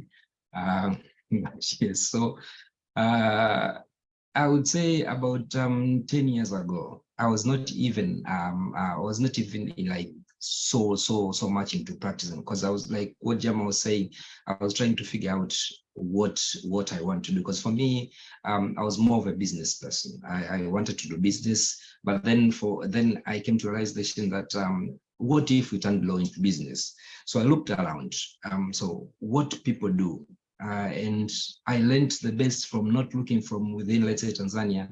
I looked outside. So what do other lawyers do in our jurisdictions? I went beyond Kenya, I went beyond Uganda. I said, because when we started out, we wanted to have like a niche practice. So we are into intellectual property, copyright, trademarks, and patents. At that time, tech was not even the thing. Yes, it was there, but it's not like how it is now and how it's going to be. So I said, how do they do it? How do others do it? How do they get clients? How do they meet people? I came to find out that you can go to conferences and you meet people. So I booked the flight.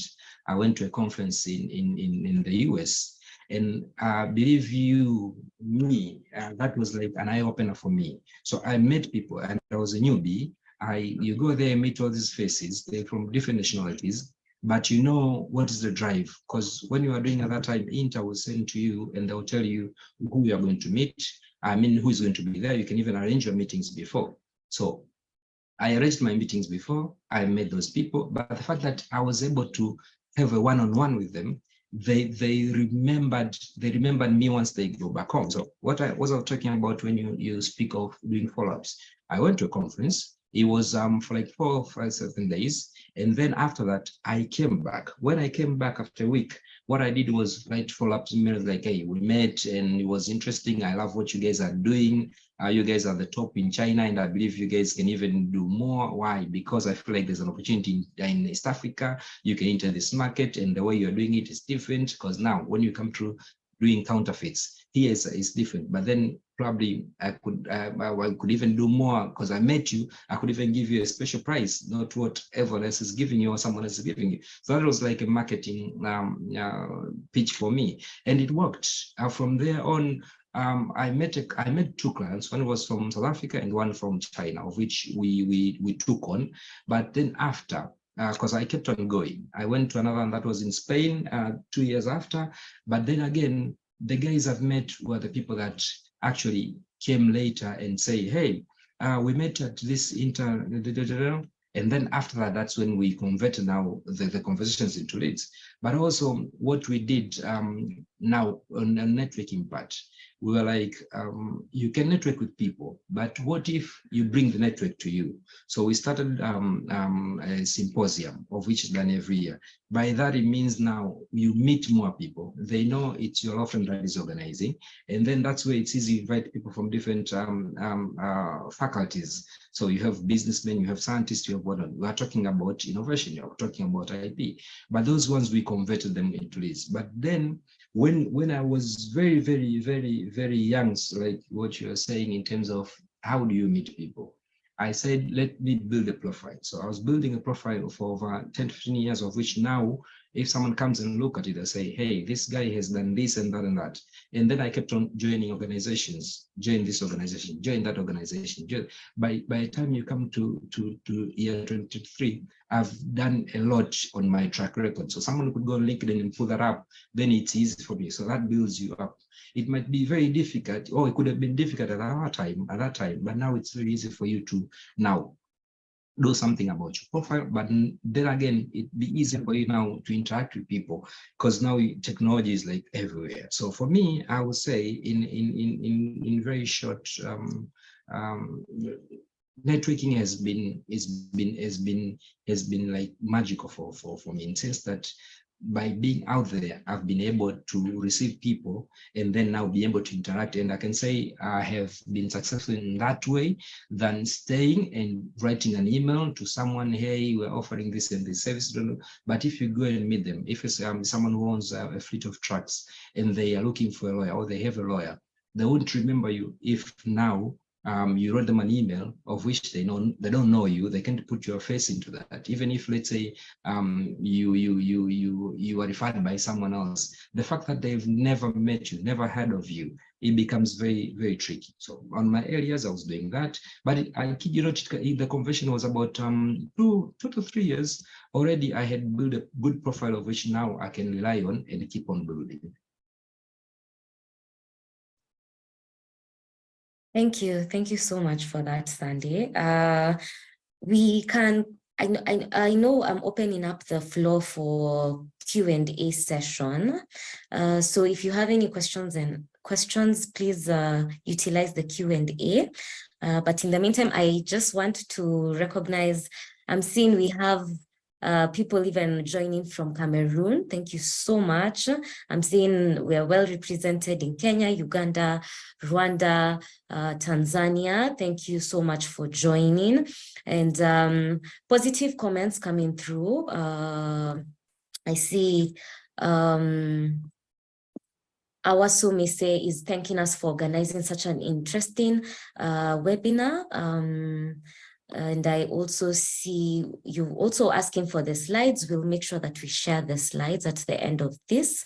as well as the contact details for our panelists who have impressed us so much. Now, panelists, I will urge you to feel free and leave your contacts at the webinar chat. I also see very positive comments, thanking all the panelists, Mr. Atata, Faria, and Sunday for being informative. And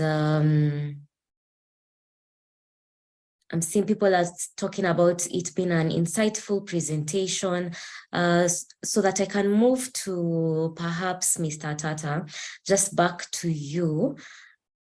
I don't know if you can tell us how you can advise us as young advocates in terms of navigating through, let's say, spaces that are more male dominated or more female dominated, and how you can put yourself out there despite of that challenge.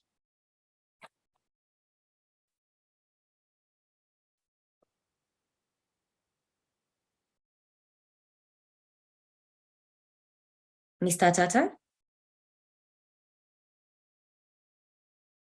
Kindly unmute yourself. I lost you at some point. I didn't get the question. Okay, I wanted you to take us through how, as a young advocate, you can navigate through spaces which are known to be stereotypical, male, more male dominated or more female dominated, and how you can break through successfully into those spaces. Yeah, thank you very much. You know, there are two types of young advocates, you know, and there are advocates, because I saw the question somebody put up on the Q&A, and how do you let your senior partners know that? But I think every senior partner should be aware that networking is very good. So there are two types of junior advocates. The ones who are working for law firms and the ones who are doing their thing, okay? So for the ones doing their thing, you know, when I was saying something about being a lion and you know, hunting in a pack and being quite strategic, when you are doing your thing, there is also need for diversity and inclusion. Now, in choosing who your partner is or who you are going to work with, you have to be strategic about it.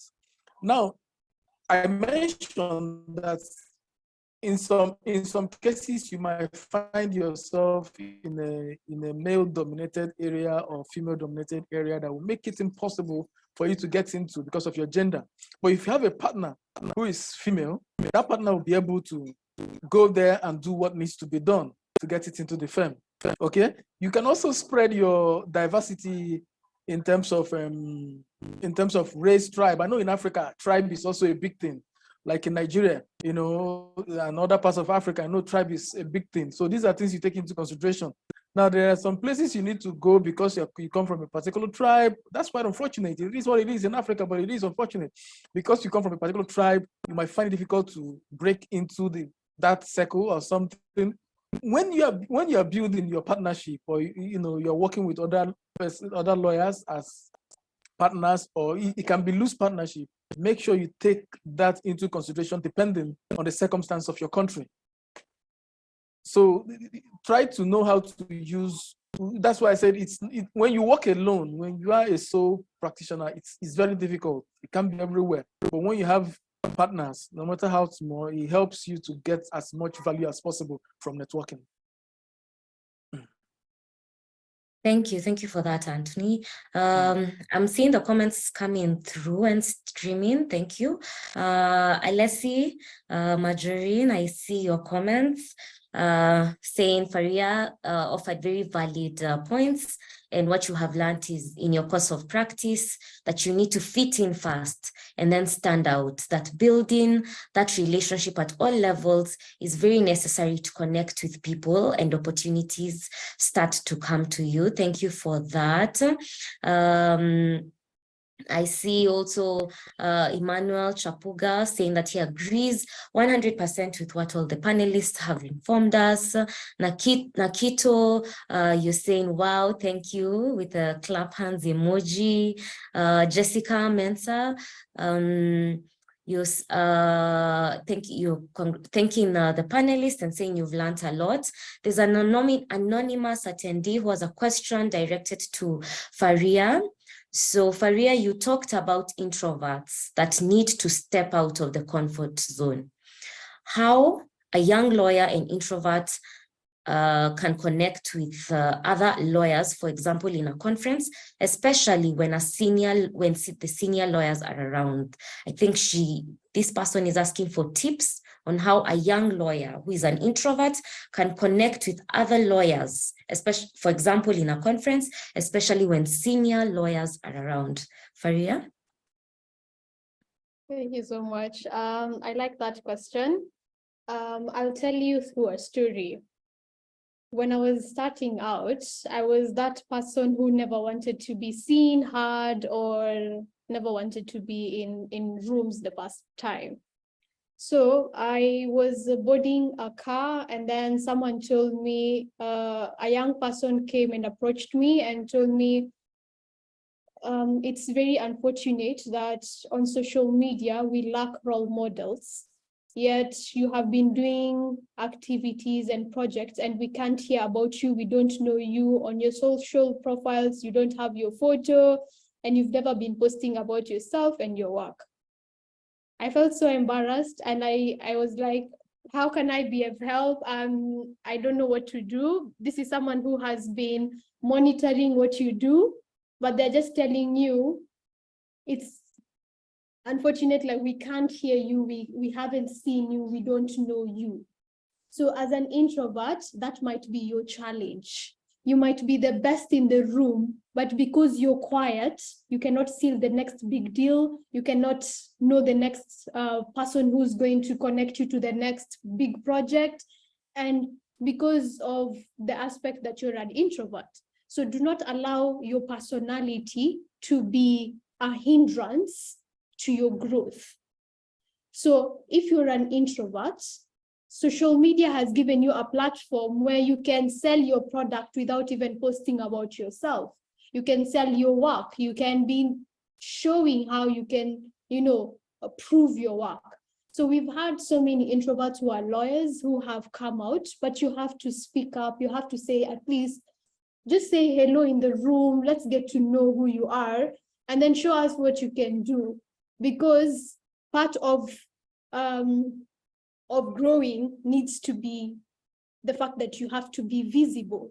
So how would you be visible if you never speak? You're always the person who's never in rooms. You don't want to associate and connect with people.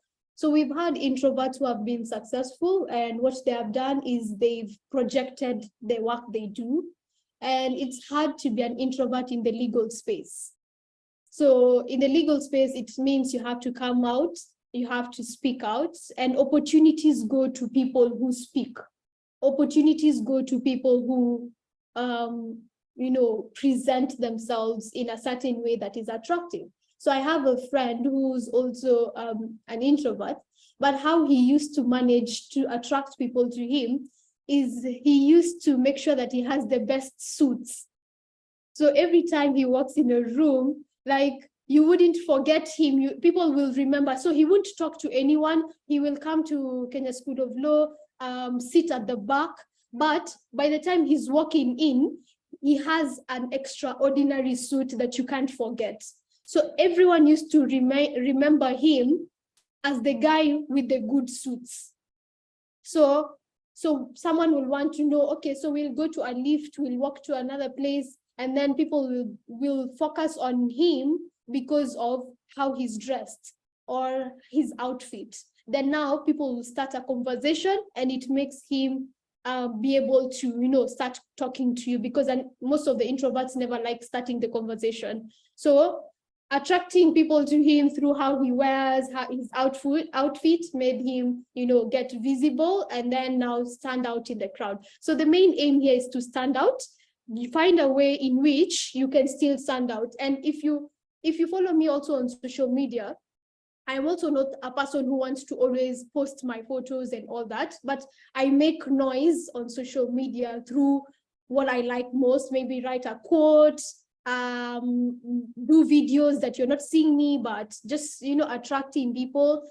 And it works.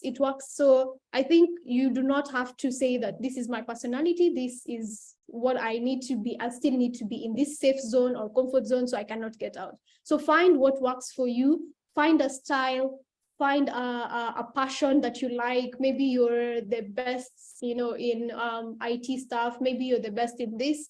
Try and showcase your work on that. Then people will notice you even though you don't, speak a lot. So I hope I have answered that person who's interested in that. Yes, Esther. go ahead, Anthony. Okay, now to add to what Jama said, you see, when I did my presentation, I kept using the word intentional. We have to be quite intentional about success. So you don't sit at home and say, like she said, you don't sit at home and you don't sit at home and expect some people to see you. It's not going to happen. You have to be intentional. Even if you are an introvert, it can be an excuse for you not to connect. Being an introvert is different from being shy. Now, a lawyer shouldn't be shy. By our training as lawyers, especially if you're a litigation lawyer, you can't be shy, because you will not succeed if you are shy. Now, being an introvert does not mean you can't connect. Now, even if you struggle with physical connection, we're in a digital age now, we're in a tech age now. Like she said, you can be screaming from different places. Now, the screaming, I mean, it's not like literally screaming. You can be writing about what you do. If you're into sports law, you can be following events, you can be following rules and regulations happening in that industry. You put them out there, you write them. That's also a way of putting yourself out. You can also send emails, and the way Mr. Sunday said it, send emails, try to reach out to people. It mustn't exactly be physical. You understand what I'm saying? So it can't be an excuse. You have to be intentional to do this. We have to be very intentional and decide that we have to do this. So that's how it works. Thank you for that, Mr. Atata.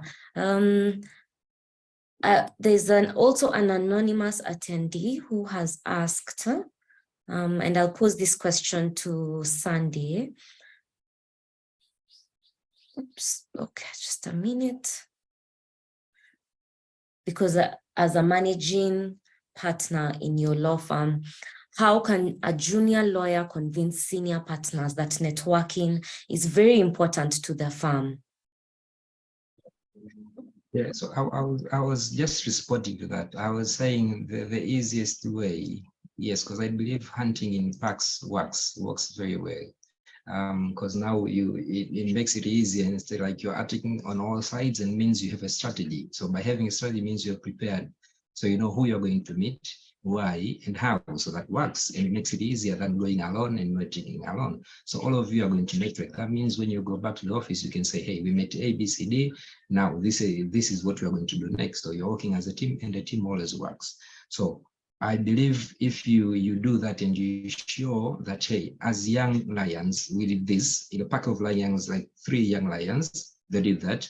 And now take that narrative and take to them and say, hey, we were able to land one client. But I believe if we go with the, I was telling him the male, large male or older male or female lion, we can achieve more, because now we bring that resilience in the room and that aura in the room that, hey, we are here, yes, but I came with this, I came with that, we came with our managing partner.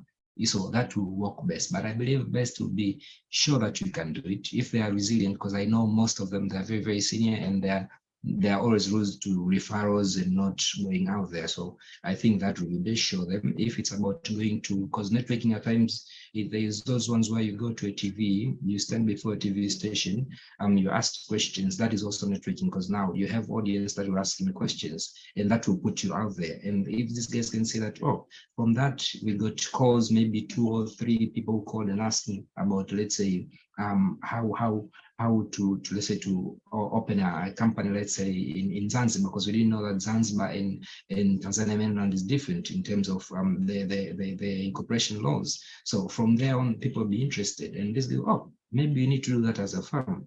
Maybe tomorrow I'll go and show my experience on how that can be enhanced. I believe that could be the best way to go about it. Show that you can, so that they see that it's able to, and they'll definitely change. Thank you for that, Sandy. Mr. Tata, I think I'll want you to take, there's an anonymous attendee who has asked, how do you reconcile networking with the stringent advertising rules for lawyers? Where do you draw the balance with that? Faria, perhaps you can finish up and add something if you have. Please unmute.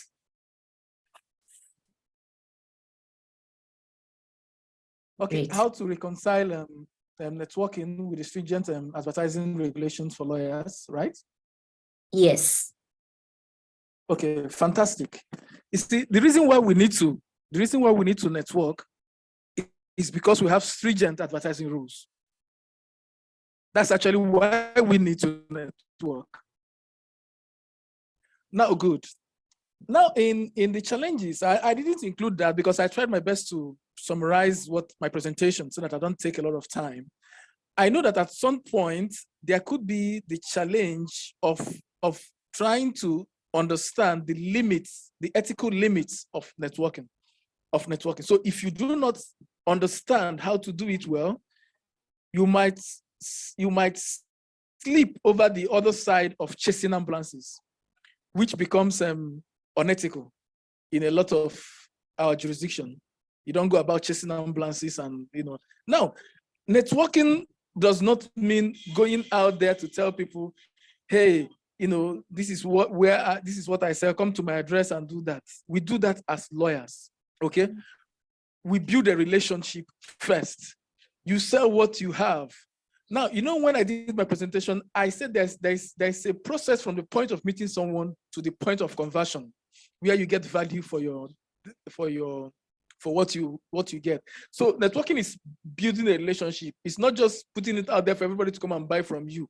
You're not selling ugali. you're not selling you're not a street trader. So I understand there's a challenge, but if we keep, it's a work in progress for everybody, including me, at the point you need to stop, at the point you need to say what you need to say. Okay, but that's why we need to keep reading. But I don't think it's a difficult thing. What I just presented to you is what I do. You don't have to be a nuisance trying to get somebody to buy from you. That becomes unethical. But it's like when a woman is interested in a man, and in most culture, a woman is not expected to go after the man. But however, there's a way women do it. They show you the green light to come, and they start running, and you now start running after them. So it's a strategy we also need to learn in networking. You put the value you have forward, and the person comes for it. Yes.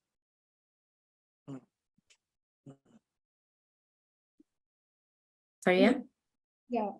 So I think there was a question here that I would want to tackle because I know there's so many people who want to hear about this.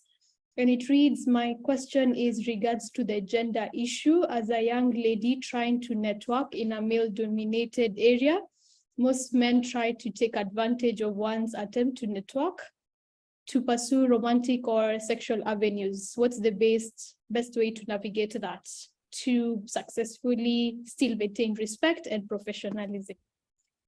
And I like the fact that my senior Anthony also mentioned that, yes, for a lady, you work 10 times harder. And I'll repeat that. For a lady, you work 10 times harder. And that does not mean that you cannot be successful. You can still be successful, but it means you have your guard up at all times. Every time that I go to rooms, I know I am sometimes in the room, I'm the only woman in the room. or I find myself in situation we have 30 guests and all the guests are guys, because the space that I am in is tax and investment and finance space, and this space is already male dominated. But what I did is, number one, for me, I made sure my rules were clear. One, I don't shake hands because of my outfit and my religion. It's already clear. I don't shake hands. I don't dress in a certain way. Part of being professional and how you speak, you already know. And this is one conversation that women will never want to hear, and I'll tell you as a woman. Part of maintaining professionalism is also ensuring there's no cue from your body. There's no cue from your body. Yes, you want to be in a professional meeting, but you've not even dressed professionally. So ensure that you're a lawyer. When you're a lawyer, how you dress speaks. So ensure that how you dress is also professional, so that you don't attract people who have other agendas. And sometimes you're gonna be in situations where they will want to take advantage. Maintain boundaries. If you're in a room, and you're feeling uncomfortable, and sometimes there's someone making advances, you're like, I'm sorry, I cannot continue engaging more. This is unprofessional, I'm out of this room. Get out. If the networking, sometimes I reject some networking opportunities because of the time that it has been located. If it has been allocated at maybe 10 to 11 p.m., I just kindly say that I'm going to excuse myself. I would really have loved to attend this event, but it's not favorable for me. And as a lady, I wouldn't be able to be comfortable. So it's okay to maintain those boundaries. It's going to be a challenge, but also ensure that you protect yourself in different scenarios, but also ensure that how you present yourself, how you speak, how you talk, you ensure that in your networking, it does not lead to any kind of flirting, or does not send wrong messages to the people that you're going business with. So it has worked for me, and the guys I work with have been very respectful. And I know there's a lot of conversation around this, but I also want to say the good side. There are guys who really respect boundaries. They're actually, for me, the places that I have gone to, the guys are actually the ones protecting me. So I find some advances that are being made, but with my colleagues, my legal colleagues, they say, excuse me, she doesn't do that. Stay away, you know. So let's appreciate also the men who also protect us in the rooms that we go to, and the men who stand out and say, I don't think this is something good that you're doing, and you shouldn't do this to a lady. So you will also have those challenges. I've gone to forums where I was in the room, and being a young lawyer also is another challenge. Being a woman plus a young lawyer is another challenge. But how I've hacked is that whenever I go to rooms, I ensure that my knowledge, skills, and value speaks for itself. So when you're coming and you know what you're tabling to the table and you're confident, sometimes you might get dismissed in those rooms. So I remember I went to this room, and I'll tell you this story because it's funny, and I know maybe some of you might go through it, so how you can deal with it. So I've gone to rooms, and personally, I am so young and petite. So when I go to rooms, the first thing people assume she's a high schooler, or why is this young person, this young child in the room? Why are we discussing? So I found myself in a room of 30 guys, and I was the young guy, the young girl, and the guy asked the other guy, excuse me, why do we have this child in the room for the meeting? You know, this young lady. And of course you will want to be offended. But I used it to my advantage and leveraged that comment when I was introducing myself. I said, hi, I know my name is this. I know you think this young lady, why is she coming to help you? But I am an advocate, I am a professional, and this is my status and this is my standards, and I'm going to help you. Then prove me and judge me by what I say. And when those guys left the room, they were like, wow, we need her in every project. And that's how I actually created a pool of networks of investors in my table, because all of them wanted me to be their lawyer in these spaces and all that. So it's up to you to prove and show what's in your brain, what's your knowledge, and how your experience. Then the other things will be dismissed, and how you will be treated, you now start being treated with respect, and they will now be professional, and they will even give you their money. They're like, no, if she's not handling our case, I am out. We don't want anyone to handle it. So you need to be prepared for these challenges, but also my takeaway here is choose those struggles and make those struggles your marbles. So take advantage. It's a double-edged sword. Take advantage of that struggle and make it and leverage it as an advocate to be your marble, meaning make it your opportunity, take advantage of it. I know every time I go to this, I have to always explain why I am the young person in the room. And I say, yes, I am the young person, and this is why I'm here, and you will see my work. So make sure you're abreast with what's happening in the world. Make sure you have read beforehand, you've researched, you know what you're doing, and this is your game. So make sure you're also reading and investing more. That's one thing that people are not told. And yes, the seniors have already made it. They've done this for a while, but you as a young advocate, you can't be just like that senior, yet you've not invested in your knowledge. Part of if you can't have the experience in terms of the number of years you practice, you can have that experience using the knowledge you have acquired. So please read more so that you can be having conversation to have with seniors. So I know there's someone who's asked, how can I make the senior get to notice me? How I was making the senior get to notice me is by ensuring that I am interacting with them on an intellectual level. Like I am able to contribute to what they're saying, and they see the value that I'm bringing. So I'll give you this story as well as we finalize on this. I am actually the youngest advocate who was promoted to a senior level at a young age. And that tells you a lot. When I was coming to the law firm, the first time when I was applying to the law firm, I was not a normal employee.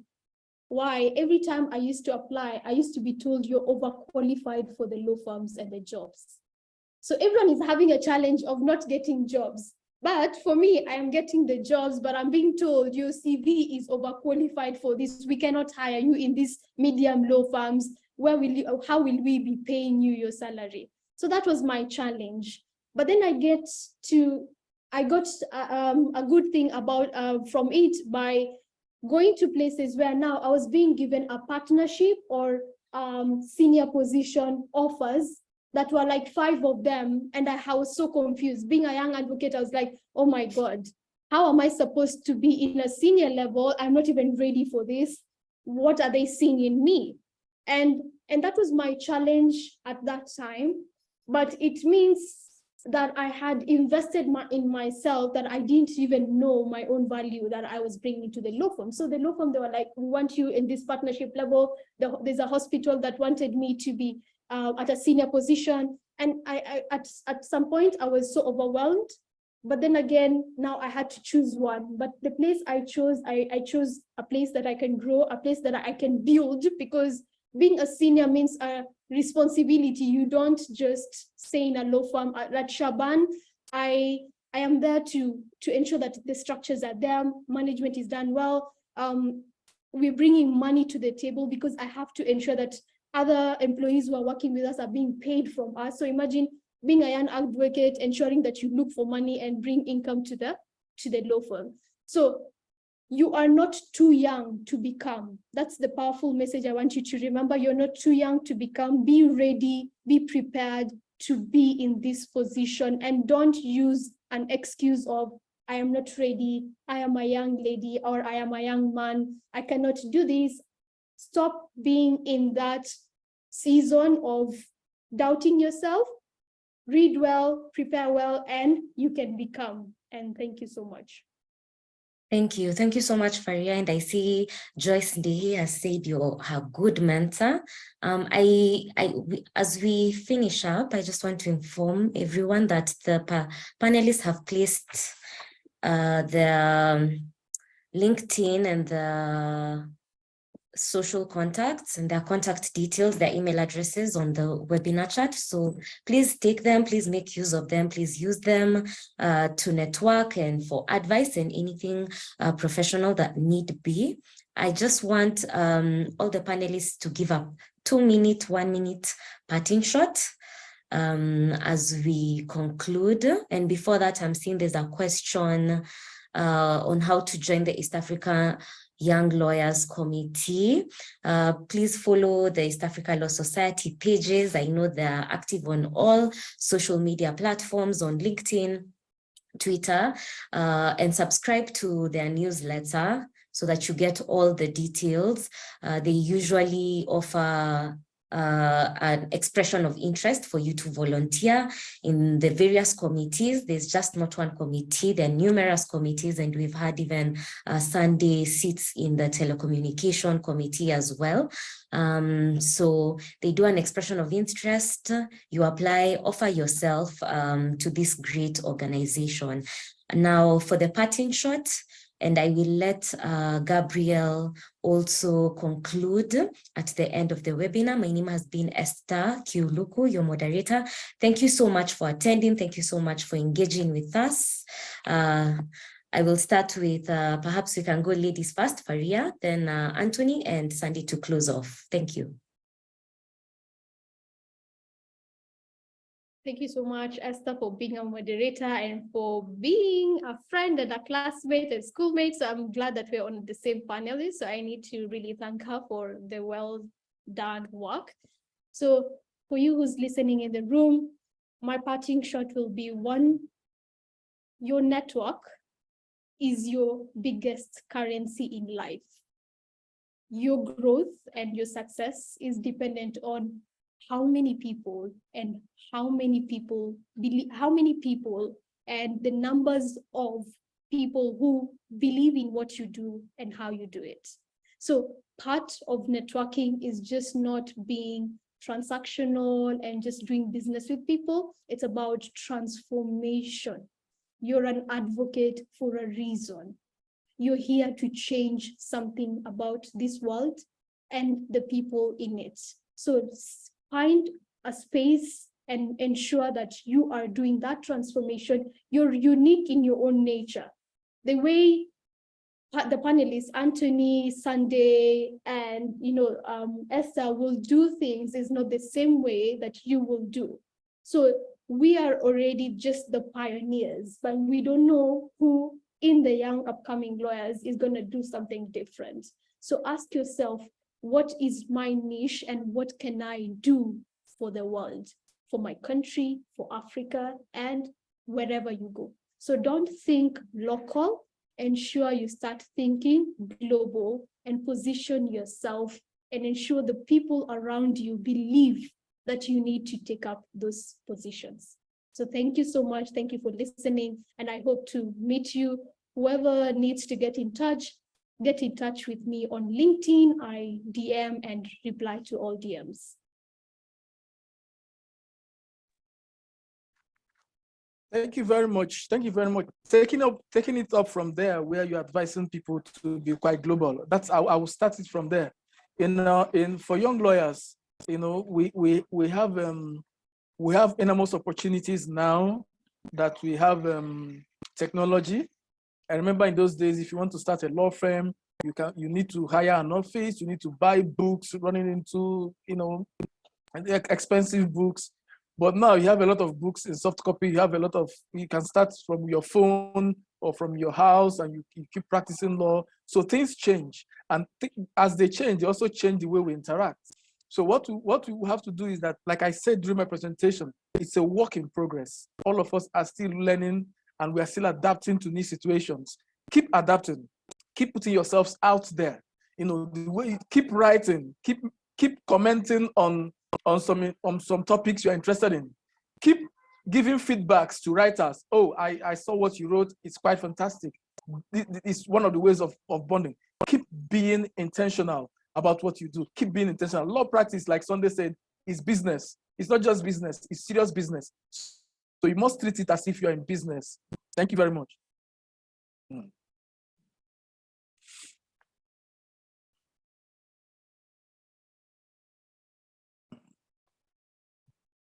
Sunday? Thank you, Kelly. So thank you, Esther. Thank you very much. Thank you, Faria, and thank you, Anthony. And to East African Society for this. I appreciate so much. So my takeaway is, I think one is you need to cultivate relationships with other professionals, because I feel like that is something that we did not touch on. So if you can get in touch with accountants, financial advisors, human resources, that would be perfect, but also provide outstanding service. So we connect, yes, but we forget that after networking, we are supposed to provide outstanding office. But the services that you provide also, they should not just be the new clients, but the old clients that you know those are the ones that are going to refer you to other new clients. So that's another way of marketing and or doing networking. So also maintain online presence and be very strong, especially on LinkedIn. We have stressed, and I couldn't stress enough, when attending conferences and seminars and workshops, but also organizations like this one, like East African Society, but there are so many others. Like, for example, for us, we joined recently TPSF. We are part of a network called Taglo. We are in so many other organizations that are not just for the community, I mean for the community of law or legal community, but others as well. But be keen to show people what you do. So get in practice of telling people what you do in your daily life.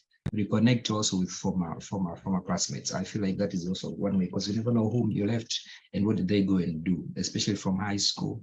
And so I've met people that have done tremendous with their careers, of which now those could be people that can refer you. But also, I think as part of business development, it's also to better, these events we're saying you should go and network, arrive early at those events so that you can know who is there, who is not, and you can talk to people that are actually there on making time, and they believe that you are the person because you know how to make time. You are there, and you can have conversations that are not distracted by other people passing by and whatnot. But lastly, I always encourage you to use technology. We'd go to these networking events and then we say, you carry a business card and whatnot, but mind you, not where we're going, not everyone is going to take your business card and remember you. Yes, we talked about you need to connect at a personal level, but then again, there's technology whereby you can have an NFT card. That card you touch with your phone, your contacts are in that as a personal phone. They don't need to carry 3 or 10 cards and now they go and shuffle down with that. They already have your contact and they'll be impressed by that. They know you're outgoing, you are into technology, and you understand their needs. So I would say those are my 4 cents. Thank you very much, and I look forward to another engaging sessions in the future. Gabriela, I will let you finish the Super City session. All right. Thank you so much, Esther, and our esteemed panelists for your continued passion towards mentoring the young lawyers.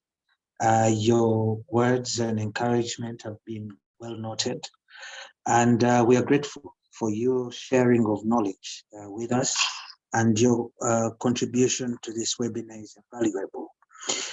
To you, ladies and gentlemen, who have been able to attend this webinar series, we'd like to thank you from the East Africa Law Society, and to say that we have this every week. We endeavor to at least have 2 sessions. So be on the lookout for more of our capacity building sessions. That said, I would like to also make an announcement of our in-house counsel convention, which is happening on the 27th and on the 28th of July 2023 in Zanzibar. So I know many of you have seen our communication going out to the membership, asking those that are interested in joining the in-house counsel convention to register. So I'm here just to encourage you to register. We have slots that are still available. This is going to be the biggest gathering of in-house counsel within the East Africa community and also outside the East Africa community. So I'm in a way extending an invitation to you. And for those who are outside the jurisdiction, like here, you can feel free to come and join in-house counsel and let's network and discuss. Some of our speakers like Mr. Sande Ndamugova are expected to be part of the session, which is in Zanzibar. And yeah, we're encouraging you to register early and grab the early bird payment options which are available on the card. In case you need any information regarding the same, you can reach out to us on our known email addresses, info@elosociety.org, or you can check on our website. Our brochures are out there. And also to those who want to join our committees, you can always send us an expression of interest. I had a comment from one of the participants on how they can join. You can send an expression of interest and we'll see to it that you're included in these committees. That said, I would like to thank you so much. We're already 15 minutes past the hour of 4. We expected to have ended this session by exactly 4. So I'd like to thank you once again, and I wish you all a very lovely evening. So you can now exit at leisure because we have another meeting starting next. Thank you.